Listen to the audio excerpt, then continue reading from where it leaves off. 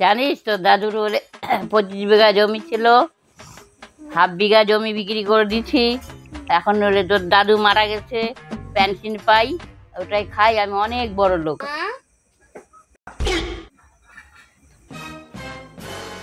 দিদা আমি আসতেছি, ঠিক আছে? কি রে বনু, কবে যে বললো খবরে আমরা টাকা পয়সা নাই রে, চাপ পড়ে যাচ্ছে, কি করি না করি কিছু বুঝতে পারি না রে। ভগবানও দেখে না। কি রে কি হয়েছে?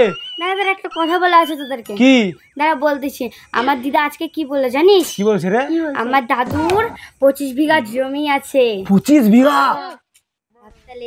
তারপর আমার দিদা জমি বিক্রি করেছিল।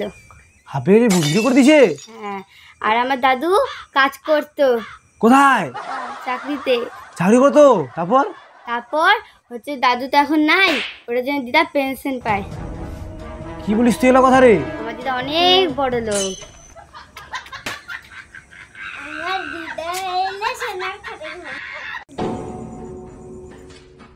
চলো দাদুর সাথে কথা বলেছি, দেখি কি বলছে, সত্যি না মিথ্যা জিনিসটা। চলো ছোট চলো। কোথায় যাচ্ছিস?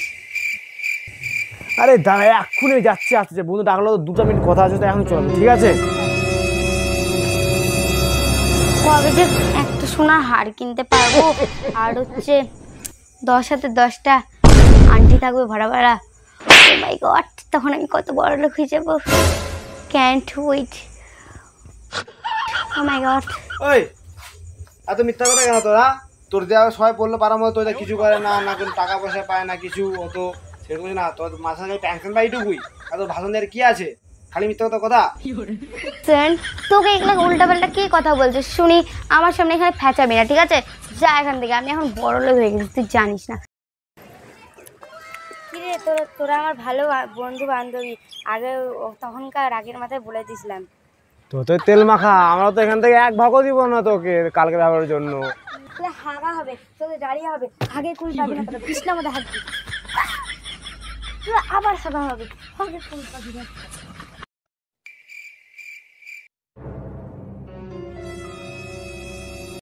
হ্যালো গাইস, তো ভিডিওটি কেমন লাগছে অবশ্যই জানাবেন, লাইক কমেন্ট শেয়ার সাবস্ক্রাইব অবশ্যই করবেন প্লিজ।